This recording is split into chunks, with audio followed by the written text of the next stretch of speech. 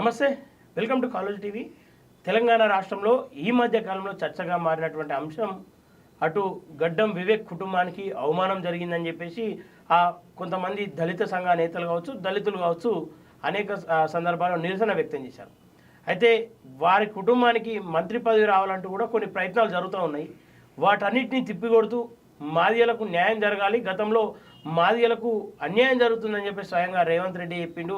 ఈసారైనా కాంగ్రెస్ ప్రభుత్వ హయాంలో మాదిగలకు న్యాయం జరగాలి, మంత్రి మండలి విస్తరణలో మాదిగలకు అవకాశం కల్పించాలని గజ్జల ఖాతం ఈ మధ్య కాలంలో గలమెత్తున్నటువంటి సందర్భాలు ఉన్నాయి. ఒకసారి మాట్లాడే ప్రయత్నం చేద్దాం. అసలు మాదిగలకు ఎందుకు మంత్రి పదవి ఇవ్వాలని అడుగుతూ ఉన్నాడు. ఒకసారి అవన్నిటిపైన ఒకసారి క్లుప్తంగా చర్చించే ప్రయత్నం చేద్దాం. అన్న నమస్తే. నమస్తే అన్న, చెప్పండి, ఈ మధ్య కాలంలో గడ్డం వివేక్ కుటుంబం అనేక సందర్భాల్లో బయటకు వస్తూ ఉంది, ట్రోల్ అవుతూ ఉంది.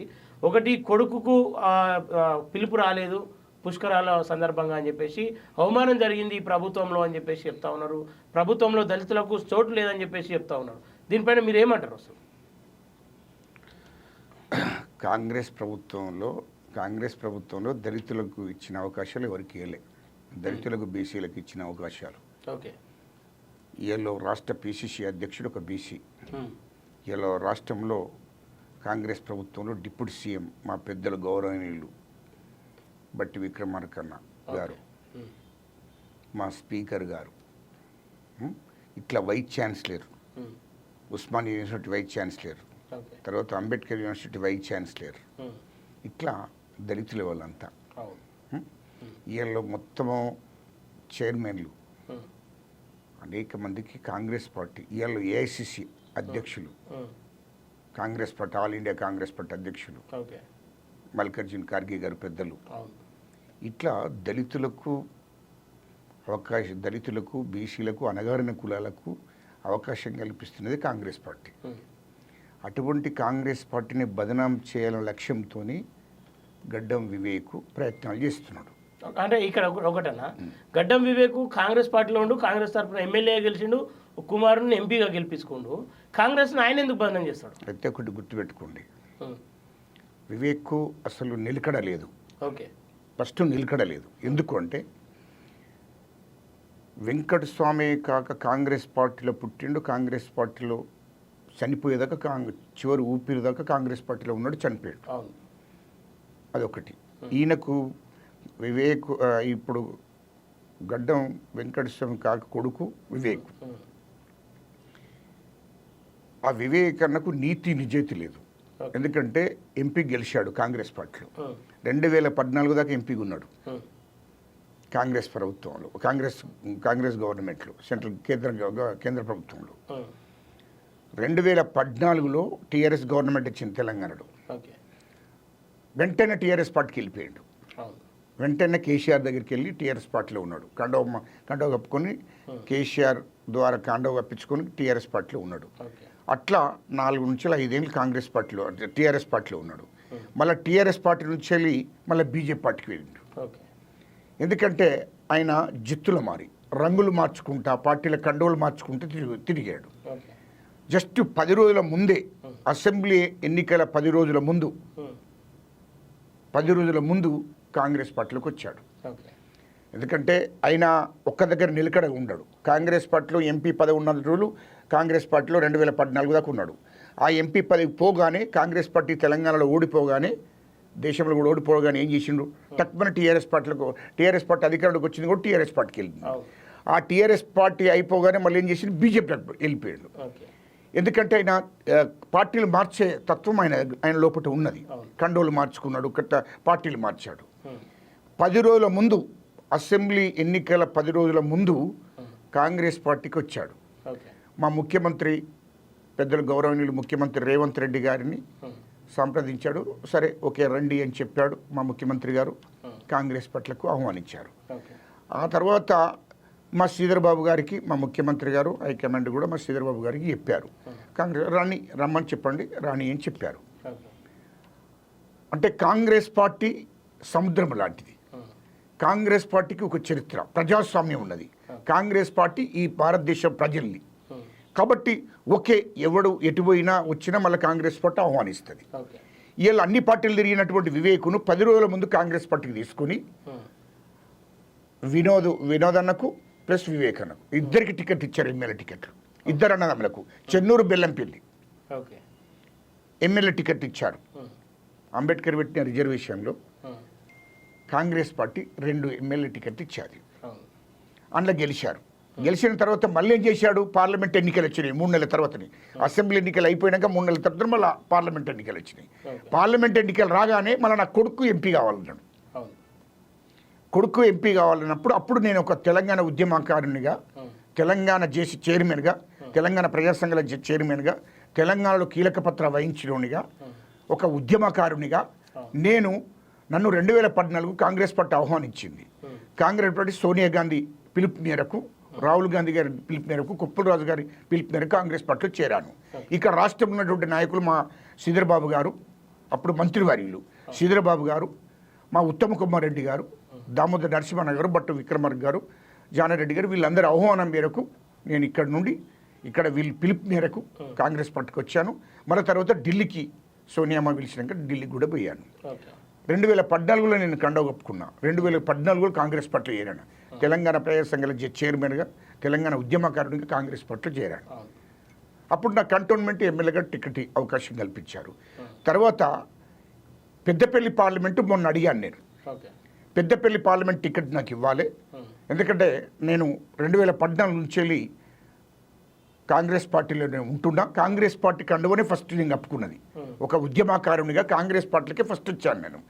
అయితే నేను కాంగ్రెస్ పార్టీలో నాకు ఖచ్చితంగా పెద్దపల్లి పార్లమెంట్ అవకాశం కల్పియండి అని నేను కోరాను. పార్టీని, హైకమాండ్ని కోరాను. ఇక్కడ ఉన్నటువంటి మా ముఖ్యమంత్రి గారిని, రేవంత్ రెడ్డి గారిని, మా శ్రీధర్బాబు గారిని కోరాను. వెంటనే ఏం చేసిన హైకమాండ్ ఆగమని చెప్పారు. చెప్పగానే ఆగాం. ఇక్కడికి మళ్ళీ మా ముఖ్యమంత్రి రేవంత్ రెడ్డి గారు, మా శ్రీధర్బాబు గారు పిలుచుకొని, వివేక్ కొడుకు వంశీ పోటీ చేస్తుండే పెద్దపల్లి పార్లమెంట్లో, పార్టీ చెప్పినట్టు మీరు వినవలసిందే అన్న వాళ్ళని నేను, పెడమర్తి రవి, మేము ఇది ఊట్ల వరప్రసాద్ కూడా విన్నాడు. మేమందరం టికెట్లు అడిగాము. అయితే ముఖ్యంగా మీరు కరెక్టే, మీరు ఉద్యమం చేసింది కరెక్టే, పోరాటం చేసింది కరెక్టే, కానీ ఈ ఒక్కసారి ఆగండి, మీకు భవిష్యత్తు ఉంది, మీరు ఆగండి, కొంచెం మీకు మళ్ళీ అవకాశం కల్పిస్తాం, పార్టీ చెప్పినట్టు వినాలని మా ముఖ్యమంత్రి గారు స్వయంగా పిలుచుకొని చెప్పాడు. మా శ్రీధర్బాబు గారు చెప్పారు. ఎవరి కోసం చెప్పారు? వివేక్ కొడుకు కోసం వంశీకి పెద్దపల్లి పార్లమెంట్ ఇస్తున్నాం, మీరు ఆగండి అన్నాడు. ఎందుకంటే హైకమాండ్ చెప్పింది, ఇటు మా ముఖ్యమంత్రి గారు, మా శ్రీధర్బాబు గారు, ఐటీ శాఖ మంత్రివర్యులు, వీళ్ళు చెప్పినప్పుడు మేము వినాలి కదా అని చెప్పి, పార్టీ ఏది చెప్తుందో కానీ వినవలసిందని చెప్పి, ఆ పార్టీ ఏది చెప్పిందో అది దానికి కట్టుబడి ఉండి మా ముఖ్యమంత్రి గారు, మా శ్రీధర్బాబు గారు చెప్పినట్టే విని ఊరుకున్నాం. అప్పుడు ఎంపీగా ఈయనకు టికెట్ ఇచ్చినాక ఐటీ శాఖ మంత్రివర్యులు శ్రీధర్బాబు గారు ఆయన భుజస్కంధాల మీద వేసుకుని పార్లమెంటు మొత్తం తిరిగి 1,00,000 మెజార్టీతో గెలిపించాడు వంశీని ఎంపీగా. ఆయన సొంత మా శ్రీధర్బాబు గారి కాన్స్టిట్యూన్సీ, మంత్రి కాన్స్టిట్యూన్సీలో 50,000 మెజార్టీ తీసుకొచ్చాడు. అంటే మొత్తం 1,00,000 మెజార్టీతోని వంశీ గారిని గెలిపించాడు. ఓకేనా? ఇక మరి దళితులకు రెస్పెక్ట్ ఇస్తలేడంటే ఏమన్నట్టు? మరి వాళ్ళే అంటా ఉన్నారు. చెప్పాడు తినడు. దళితులకు రెస్పెక్ట్ ఇస్తలేడంటే ఏమన్నట్టు? ఎంత సిగ్గుసెట్టు మాట్లాడడానికి వివేక్ మాట్లాడే మాటలు ఎంత సిగ్గుసెట్ అవి. ఒక్కటి, ఇప్పుడు మీరు అవమానపరిచిండ్రు, ఎక్కడున్న పుష్కరాల గురించి అవమానపరి. ఇయలో సరస్వతి పుష్కరాలు, కాళేశ్వరంలో సరస్వతి పుష్కరాలు జరుగుతున్నాయి. ఆ పుష్కరాలకు ప్రభుత్వము దాన్ని, ఆ కార్యక్రమాన్ని చేపట్టింది. పుష్కరాలు ఇయల్లో ఆ పుష్కరాలు బ్రహ్మాండంగా మా రాష్ట్ర ప్రభుత్వం, మా రేవంత్ రెడ్డి గారి, ముఖ్యమంత్రి రేవంత్ రెడ్డి గారి నాయకత్వంలో బ్రహ్మాండంగా పుష్కరాలను విజయవంతం అయ్యాయి. అయితే ఆ పుష్కరాలకు మా మంత్రివర్యులకు శ్రీధర్బాబు గారికి ఎలాంటి సంబంధం లేదు. ఎందుకు సంబంధం అంటే ప్రోటోకాల్ చూసుకునేది గవర్నమెంట్, ప్రభుత్వ అధికారులు, అంటే ఎండోమెంటోళ్ళు చూసుకోవాలంటే ఎండోమెంటు అధికారులు 8 రోజుల ముందే వంశీ దగ్గరికి పోయారు. ఎంపీ, పెద్దపల్లి ఎంపీ వంశీ దగ్గరికి వెళ్ళి మీరు పుష్కరాలకు రావాలని ఆహ్వానించారు. తర్వాత ఎమ్మెల్యేలందరినీ కూడా, ఎండోమెంట్ ఆఫీసర్లందరూ కూడా ఆహ్వానించారు ఇక్కడికి పుష్కరాలకు. తర్వాత ముఖ్యమంత్రి గారిని, రాష్ట్ర మంత్రివర్గాన్ని, ఎండోమెంట్ కమిషనర్గా మేడం గారు, వీళ్ళందరినీ కూడా, ముఖ్యమంత్రి గారిని, క్యాబినెట్ మంత్రులందరినీ కూడా ఆహ్వానించారు. ఇట్లా ప్రభుత్వ యంత్రాంగం అంతా అలర్ట్ అయి అక్కడికి ఆహ్వానించడం జరిగింది. ముఖ్యమంత్రి గారు వచ్చాను అక్కడికి. ముఖ్యమంత్రి గారు వచ్చినప్పుడు ముఖ్యమంత్రి గారు మన రాష్ట్ర ముఖ్యమంత్రి గారు వచ్చినప్పుడు అక్కడ ఎంపీలుగా, ఎమ్మెల్యేలుగా, మంత్రులుగా గౌరవించి పుష్కరాలకు వచ్చిండు. రాష్ట్రానికి తండ్రి లాంటి వాడు పుష్కరాలకు వచ్చిండని ఆయనకు స్వాగతం పలికి బ్రహ్మాండంగా విజయవంతం చేసి పంపాలి. అటువంటి వేదిక మీదకి పోయి వంశీ ఆ వేదిక మీద డిస్టర్బ్ చేశాడు. ముఖ్యమంత్రి బహిరంగంగానే ముఖ్యమంత్రికి నాకు అవమానం జరిగిందని అక్కడ కొంతమంది మాల సంఘ నాయకులను, దళిత నాయకులను గొడవ వేయించుకుంటూ ఈయన వేదిక మీద డిస్టర్బ్ చేశాడు. ఏది ముఖ్యమంత్రి ఎదురుగానే. నీకు ఎందుకు సిస్టమేటిక్ లేదు? ఒక కాంగ్రెస్ పార్టీ ఎంపీగా నీవు ఏదైనా డిస్టర్బ్ జరుగుతాయి సీఎం గారికి పోయి చెప్పాలి, పిసిసి అధ్యక్షుడిని చెప్పాలి. లేకుంటే ప్రభుత్వ యంత్రాంగం ఏదైనా డిస్టర్బ్ చేస్తే ఎండోమెంట్ ఆఫీసర్లు ఏమైనా అవమానపరిస్తే డైరెక్ట్ చీఫ్ సెక్రటరీకి చెప్పాలి. ఇది చెప్పకుండా నువ్వు వేదిక మీదనే ఒక ముఖ్యమంత్రి ఉండంగా, రాష్ట్రానికి తండ్రి లాంటి వాడు ఉండంగా అయిన ముందే నువ్వు డిస్టర్బ్ చేసినామంటే నువ్వు ముఖ్యమంత్రిని అవమానపరిచినట్టే కదా, కాంగ్రెస్ పార్టీని అవమానపరిచినట్టే కదా, కాంగ్రెస్ పార్టీని నష్టం చేయాలని కదా నీ ఆలోచన అంతా. రెండవది, అది బోంగా ఇక్కడ మాలమానాడు అధ్యక్షుడు చెన్నయ్యతోని ప్రెస్ మీట్ పెట్టించారు. అది మీ మీడియా మిత్రులందరికీ తెలిసి. ఆ తర్వాత అంబేద్కర్ స్టాచ్యూ దగ్గర ధర్నా చేయించాడు. ఐటీ శాఖ మంత్రివర్యులు శ్రీధర్ బాబు గారిని విమర్శించుకుంటూ ఆయన ధర్నా చేశాడు. అది మీకు తెలిసిన విషయమే. ఆ తర్వాత వారం రోజులు పనిగట్టుకొని వివేక్ కొడుకు వారం రోజులు మొత్తం పెద్దపల్లి పార్లమెంట్ మొత్తం అన్ని మండలాల్లో మా ఐటీ శాఖ మంత్రి వారు శ్రీధర్ బాబు గారిని విమర్శించుకుంటూ మొత్తం దళిత సంఘాలతో, మాల సంఘాలతో ధర్నాలు చేయించారు, డిస్టర్బ్ చేయించాడు. ఆయన అనుచరు ఏది వివేక్ అనుచర వర్గంతో మొత్తం డిస్టర్బ్ చేయించాడు. అంటే ఎవరిని డిస్టర్బ్ చేయించడము? శ్రీధర్ బాబు గారిని అవమానపరిచి శ్రీధర్ బాబు గారిని మా ఐటీ శాఖ మంత్రి వారిని విమర్శిస్తే కాంగ్రెస్ పార్టీని విమర్శించినట్టే కదా. ఈలో మా శ్రీపతిరావు గారు ఉమ్మడి రాష్ట్రంకు స్పీకర్గా ఉండే ఆయన, పెద్ద ఆయన స్పీకర్గా ఆయన ఎన్నో పదవులు చేపట్టాడు.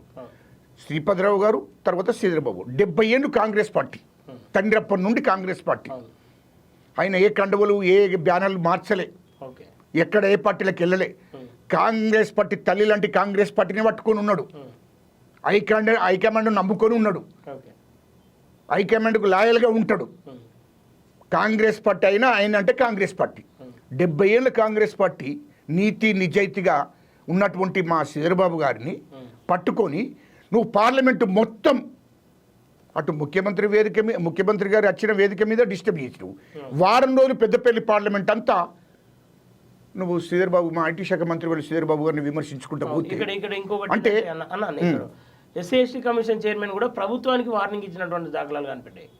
డైరెక్ట్ ఎస్సీ ఎస్టీ కమిషన్ మా ఎస్సీ అయినటువంటి గడ్డం వంశీకి అవమానం చేసింది ప్రభుత్వం కాబట్టి క్షమాపణ చెప్పి పుష్కరాలకు ఆహ్వానించాలని చెప్పేసి ఎస్సీ ఎస్టీ కమిషన్ చైర్మన్ బట్టి వెంకటయ్య చెప్తావు. బట్టి వెంకటయ్యకు అవగాహన లేకపోతే నేనేం చేయలేను.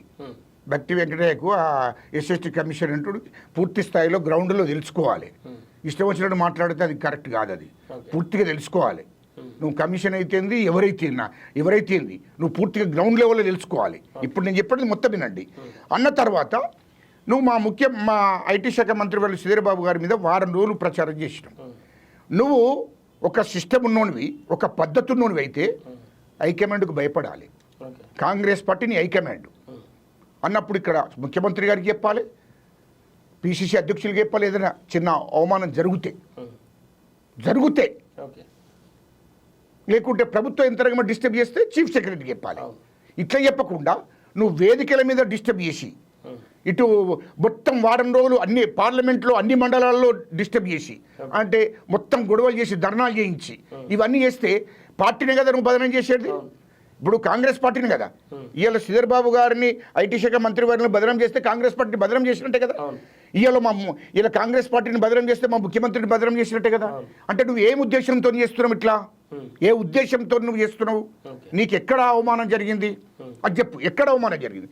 వారం రోజుల ముందే ఎండోమెంట్ అధికారులు నీకు అవమానం పంపారు, నీ ఇంటికి వచ్చి చెప్పారు, అందరు ఎమ్మెల్యేలకు చెప్పారు, క్యాబినెట్ మంత్రులకు చెప్పారు, ముఖ్యమంత్రి గారిని కూడా అక్కడికి ప్రభుత్వ యంత్రాంగం ఆహ్వానించేది స్వాగతం పలికి అది బ్రహ్మాండంగా జరిగాయి. పుష్కరాలు జరిగాయి, దేవునికి మొక్కుకున్నారు, ఎక్కడోళ్ళక్కడ వెళ్ళిపోయారు. రాష్ట్రంలో ఉన్న ప్రజలు, ఇతర రాష్ట్రాల్లో ఉన్న ప్రజలందరూ కూడా పుష్కరాలకు హాజరయ్యారు. అందరికీ బ్రహ్మాండంగా విజయవంతమైంది, అందరికీ దేవుని దర్శనం చేసుకున్నారు, వెళ్ళిపోయారు.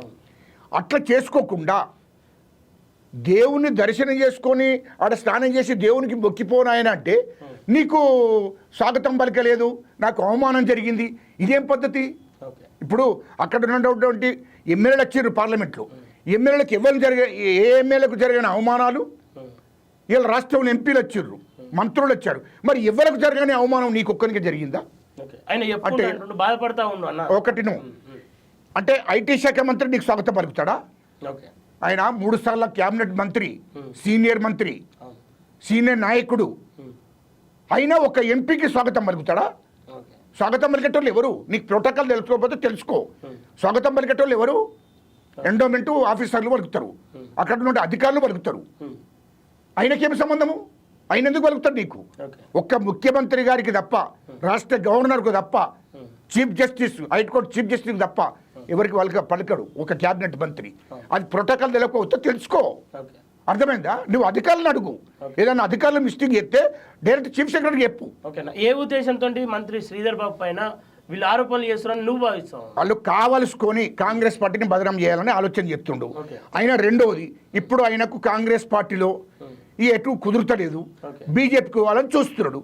బీజేపీకి పోయేటోడు పోనీ పో, కానీ కాంగ్రెస్ పార్టీని ఎందుకు బదనం చేస్తాడు? అధికారం ఉన్న పార్టీ నిష్పెట్టుకున్న వాళ్ళ అధికారం. అవును, కేంద్రంలో వాళ్ళ కొడుకు మంత్రి పదవి కావాలనుకుంటుండు, కేంద్ర మంత్రి కావాలనుకుంటుండు, పోతాను అనుకుంటుండు. క్యాబినెట్ విస్తాను ఒకటి నండి, వివేక్ మంత్రి పదవి వస్తా అంటావు. ఇక్కడ అమిత్తో మాట్లాడుకుంటుండు, అక్కడ ఈటల రాజేందర్తో మాట్లాడుతున్నాడు, కిషన్ రెడ్డి గారితో మాట్లాడుతున్నాడు. ఇవన్నీ మాకు తెలివయ్యా? నువ్వు ఎవరెవరితో మాట్లాడుతున్నావు అన్నీ తెలుసు.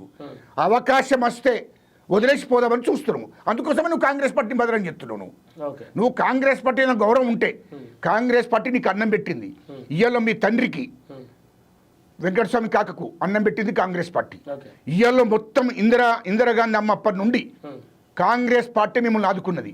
ఇవాళ ఉన్నత స్థానానికి ఎదిగినమంటే, ఇవాళ 1000 కోట్లకు అధిపతి అయినమంటే, ఇవాళ భారతదేశంలో ఉన్నటువంటి ఉన్నత వర్గాలకు సమాన స్థాయిలో ఎదిగినమంటే, సంపన్నుడు అయినమంటే అది కాంగ్రెస్ పార్టీ కారణం. ఇవాళ 20,000 కోట్ల నుంచి 30,000 కోట్లకు ఉన్నవంటే అది కాంగ్రెస్ పార్టీ కారణం.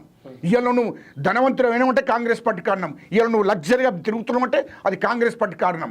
ఇవాళ నువ్వు ఓకేనా ఈటల రాజేందర్తో కిషన్ రెడ్డితో మాట్లాడుతున్నా చెప్పి చెప్తా ఉన్నారు. ఇవన్నీ ఆరోపణలు ఆధారాలతో చెప్తున్నా నేను, ఆరోపణలు కాదు, మాట్లాడిన విషయాలు చెప్తున్నా నేను. ఇవాళ నువ్వు పోవాలనుకుంటే కాంగ్రెస్ పార్టీని బదనం చేసి మా ఐటీ శాఖ మంత్రి శ్రీధర్ బాబు గారిని బదనం చేసి పోవాల్సిన అవసరం లేదు. పోవాలంటే వెళ్ళిపో డైరెక్ట్. నువ్వు పార్టీ నమ్ముకున్న పార్టీని, కన్నతల్లి లాంటి కాంగ్రెస్ పార్టీని మోసం చేస్తావా? కన్నతల్లి లాంటి కాంగ్రెస్ పార్టీని గతంలోనే మోసం చేసి నువ్వు టీఆర్ఎస్కి పోయినావు. కన్నతల్లి లాంటి కాంగ్రెస్ పార్టీని మోసం చేసే బీజేపీకి పోయినావు. అటువంటి నువ్వు మళ్ళీ క్షమించి నేను కాంగ్రెస్ పార్టీకి తీసుకుంటే నువ్వు మళ్ళీ కాంగ్రెస్ పార్టీని బదనం చేసే కార్యక్రమం చేస్తున్నావు. మా ఐటీ శాఖ మంత్రులు శ్రీధర్ బాబు గారిని బదనం చేసే కార్యక్రమం చేస్తున్నావు. ఇంకోటి కూడా, మా ఎండోమెంట్ కమిషనర్ మేడం గారు, ఎండోమెంట్ కమిషనర్ గారిని ఆమె మీద ఎస్ఎస్టీ కేసు పెట్టాలని చూసిండు వివేక్. ఇదేం పద్ధతి అంటున్నా. నీకు ఏమైనా నీకు ఎస్ఎస్టీ ఎట్లా కేసు పెడతారు అనుకున్నావు? నువ్వు ఇంత దిగజారుడుతనం ఉంటా అంటే కాంగ్రెస్ ప్రభుత్వాన్ని బదనం చేయాలని చూసినావు కదా నువ్వు. చివరికి వస్తే ఎండోమెంట్ కమిషనర్ మీద కూడా, మేడం గారి మీద ఎస్సీ కేసు పెట్టాలని చూశాడు. ఇంత దుర్మార్గమైన ఆలోచన వాళ్ళని వేస్తారా? ఇది మా హైకమాండ్ కూడా ఆలోచన చేస్తుంది కూడా. ఎందుకంటే ఇలాంటి వాళ్ళు కాంగ్రెస్ పార్టీలో ఉంటే కరెక్ట్ కాదు. ఇలాంటి వాళ్లకు మళ్ళీ మంత్రి పదవులు ఇస్తే మోసమవుతుంది. ఇంకోటి, అయిన మంత్రి పదవి కోసం రాష్ట్రం మొత్తం మీటింగ్లు పెట్టుకుంటూ వచ్చిండు.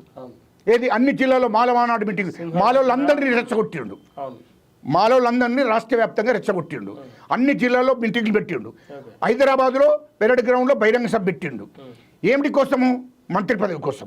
అయిన మంత్రి పదవి కోసము రాష్ట్రంలో ఉన్న మాలోళ్ళందరూ రెచ్చగొట్టిండు. వర్గీకరణ ఆపాలని చూసిండు. కానీ హైకమాండ్ నిర్ణయం తీసుకున్నది వర్గీకరణ చేస్తారని. మా సోనియా గాంధీ అమ్మ గారు, తెలంగాణ ఇచ్చిన తల్లి సోనియా గాంధీ అమ్మ గారు, మా రాహుల్ గాంధీ గారు నిర్ణయం తీసుకున్నారు. ఏమని? వర్గీకరణ చెయ్యాలి ఖచ్చితంగా. ఆ తర్వాత మా ముఖ్యమంత్రి రేవంత్ రెడ్డి గారు, మా శ్రీధర్ బాబు గారు, మా ఉత్తమ్ కుమార్ రెడ్డి గారు, మా పొన్నం ప్రభాకర్ అన్న గారు, ఇట్లా భట్టు విక్రమార్క వీళ్ళందరూ నిర్ణయం తీసుకొని వర్గీకరణ చేశారు. వర్గీకరణ చేయడం జరిగింది.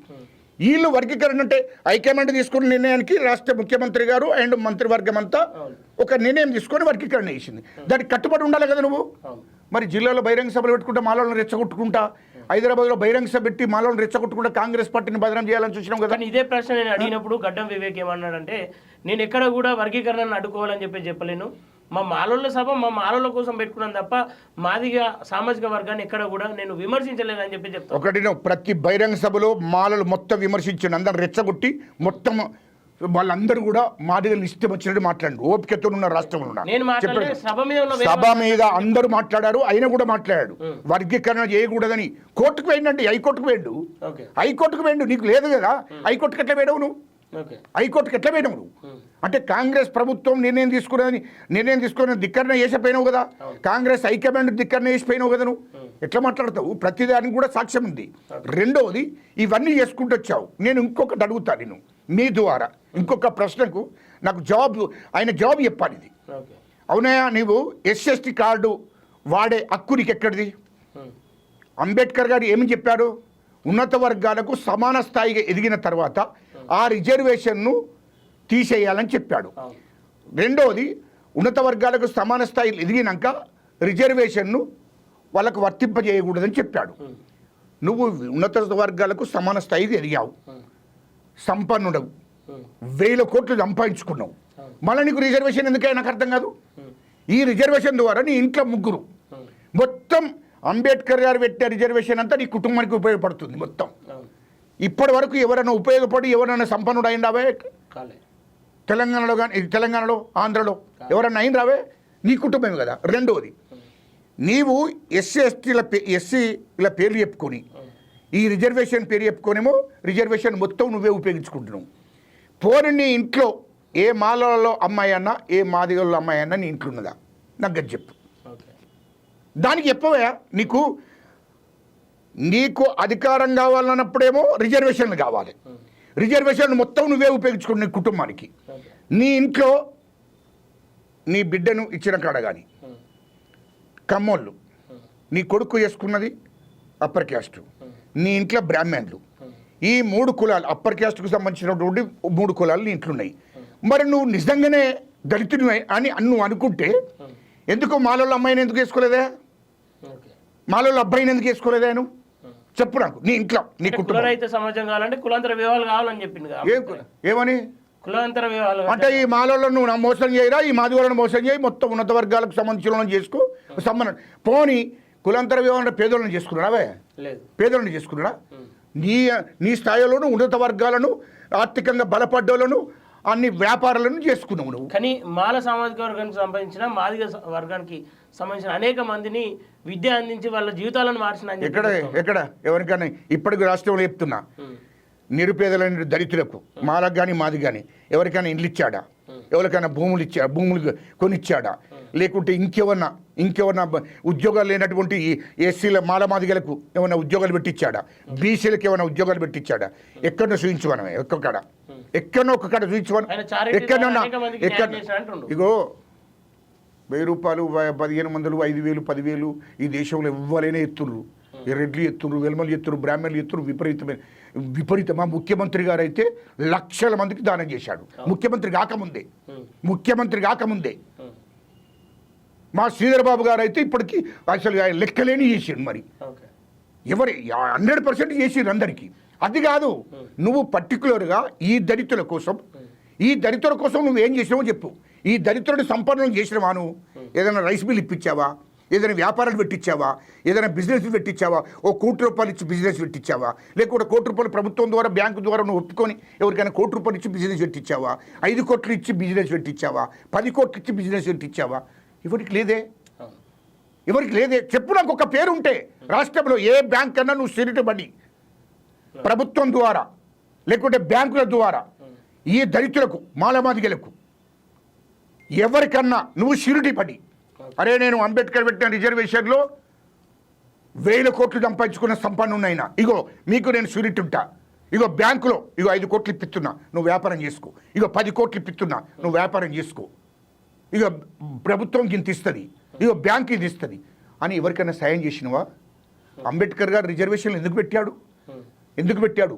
ఈ దళితులను నా రిజర్వేషన్లో గెలిచినటువంటి ఎమ్మెల్యేలు ఎంపీలు మంత్రులు ఐఏఎస్ ఐపీఎస్లంతా నా జాతులకు ఉపయోగపడతారేమో, నా జాతులను ఆర్థికంగా సామాజికంగా అన్ని రంగాల్లో ఉన్నతమైన స్థానానికి తీసుకొస్తారేమో అని ఆలోచన చేసి రిజర్వేషన్ పెట్టాడు అంబేద్కర్ గారు. ఏమైంది మరి? ఏమైంది? ఈ రిజర్వేషన్లు మీ స్వార్థ ప్రయోజనాల కోసం, మీ కుటుంబాలు మీ స్వార్థ ప్రయోజనాల కోసం ఉపయోగించుకుంటారు తప్ప, మీరు సంపన్నులైనరు తప్ప దళితులను ఎక్కడ సంపన్నులు చేశారు మీరంతా? ఎవరిని సంపన్నులు చేశారు మీరంతా? దళితులకు ఎవరు సేవ చేసిన ఎవరు లేరు. దళితులకు అంబేద్కర్ గారు పెట్టింది రిజర్వేషన్, ఆయన కలలు అన్నది వేరే. మీరు ఇప్పుడు ఏం కోరుకుంటారన్న వివేక్ వెంకటస్వామి కుటుంబం అయితే ఒకటినండి, ఇయ్యాలో ఆయన దేంట్లో కూడా దళితుల కార్డును ఉపయోగించుకోవడం ఆయనకు హక్కు లేదు. ఎందుకంటే ఆయనకు ఆయన ఇంట్లోనే ఉన్నత వర్గాలు అందరూ ఉన్నారు, ఆయన ఇంట్లోనే అందరు అప్పర్ కాస్ట్ వాళ్ళు ఉన్నారు. ఆయన ఎట్లా ఎస్సీ కేసు పెడతాడేబా?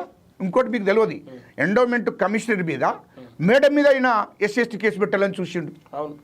ఎస్సీ కమిషన్ కూడా కలిసిండు. ఎట్లా పెడతావాను? నీకు దళితులకు ఏం సంబంధం ఉన్నది అంటున్నా. నీ ఇంట్లో ఉన్న వాళ్ళంతా అప్పర్ కాస్ట్ వాళ్ళు, నువ్వు మొత్తం రిజర్వేషన్లంతా ఉపయోగించుకొని నువ్వు దళితులను మోసం చేసుకుంటూ వస్తున్నావు. అంబేద్కర్ పెట్టిన రిజర్వేషన్ను నువ్వు మొత్తం ఉపయోగించుకుంటున్నావు. నువ్వు ఎస్సీ కేసు ఎట్లా పెడతావా? నిన్నేమన్నా కులం పేరుతో తిట్టిందా, లేకుంటే నీ కొడుకునేమన్నా కులం పేరుతో తిట్టిందా? ఎట్లా మాట్లాడతావా? ఒక ఎండోమెంట్ కమిషనర్ మీద, అంటే ఎండోమెంట్ కమిషనర్ అంటే ఏంది? ప్రభుత్వాన్ని బదనం చేసే కార్యక్రమం చేసిండు. ఎస్సీ కేసు పెట్టినట్టే ఏంది? ప్రభుత్వం మీద పెట్టినట్టే. ఎస్సీ కేసు పెట్టడం అంటే ఏంది? ఎండోమెంట్ కమిషనర్ మీద పెట్టడంటే ప్రభుత్వం మీద కేసు పెట్టినట్టు నువ్వు ఎస్సీ. ఇంత దుర్మార్గమైన ఆలోచన వాడిని చేస్తాడా? అంటే నీ ఆలోచన అంతా కాంగ్రెస్ ప్రభుత్వాన్ని బదనం చేయాలి, కాంగ్రెస్ పార్టీని బదనం చేయాలి, మా ఐటీ శాఖ మంత్రి శ్రీబాబు గారిని బదనం చేయాలి. ఈ ఆలోచనతో నువ్వు ముందుకు పోతున్నావు. నువ్వు ఒకవేళ నీకు ఇష్టం లేకపోతే వెళ్ళిపో. నువ్వు బీజేపీలోకి పోవాలనుకుంటే పో.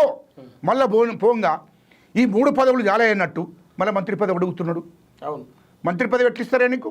మంత్రి పదవి ఎట్లిస్తారు? నీ ఇంట్లో 3 పోస్టులు ఇస్తాయి. 2 ఎమ్మెల్యేలు ఉంటారు, ఎంపీ ఉంటాడు, మంత్రి పదవి. ఇక మరి దళితులు లేరా? ఇక ఓకే, ఒకవేళ నీకు నీతి నిజాయితీ ఉంటే నీ ఇంట్లో 3 ఎట్లుంటారే? ఇంకో మాలకి ఎందుకు ఇప్పలేదే ఎమ్మెల్యే? ఒక మాలకు ఇప్పించి ఒక ఎంపీ మాదికి ఎందుకు ఇప్పించలేదే? నీ ఇంట్లో ఒక్కటి సరిపోదా? అవునే, నువ్వు ఎట్లా రిజర్వేషన్ మొత్తం నీ ఇంటి కోసం పెట్టిండు అంబేద్కర్ గారు? చెప్పు, దీన్ని జవాబు చెప్పు నువ్వు. ఎందుకంటే ఒకవేళ అన్న ఈ మంత్రివర్గ విస్తరణలో వివేక్ వెంకటస్వామికి మంత్రి పదవి వస్తే కార్యాచరణ ఎలా ఉండబోతోంది? నిజంగా కాంగ్రెస్ మంత్రి పదవి ఇచ్చే అవకాశం ఉన్నట్లు కనిపిస్తా ఉందని చెప్పి చెప్తా ఉన్నారు. ఒకటేనండి, మంత్రి పదవి ఇవ్వాలంటే, ఒకవేళ మాలలకి ఇవ్వాలంటే అద్దంకి దయాకర్ లాంటి వాళ్ళు నా తోటి ఉద్యమకారుడు. నేను తెలంగాణలో ఉద్యమ నాయకుడిని, నేను కీలక పత్రం వహించినోడిని. ఇయ్యలో దయాకర్ ఒక ఉద్యమకారుడు. ఒకవేళ దయాకర్ మాలడే కదా, ఆయనకి ఇవని చెప్పు. నువ్వు కూడా వివేకు, నీకెట్లా అడుగుతావు నువ్వు? ఒక మాలకు నాయకత్వం కావాలంటున్నావు కదా, ఆయనకి ఇవ్వని చెప్పండి. ఒక మాదకు మంత్రి పదవి ఇవ్వమని చెప్పండి. ఇప్పటివరకు మంత్రి మాదిగా లేరు రాష్ట్రంలో, ఒరిజినల్ మాదిగా లేరు. ఒక మాదే ఖచ్చితంగా ఈ రాష్ట్రంలో 70% మాదిగలు ఉంటారు. 70% మందిగలు, దాదాపు 60,000 మంది 2025 లెక్కల ప్రకారం. 2011 లెక్కలు పెడతలేను, 2025 ప్రకారం ఇప్పుడున్నటువంటి జనాభా నిష్పత్తి ప్రకారం ఇప్పుడు 50 నుంచి 60 లక్షల మంది మాదిగలు ఉంటారు రాష్ట్రంలో. 70% మాదిగలు. 70% మాదిగలకు ఒక్క మంత్రి పదవి లేదు.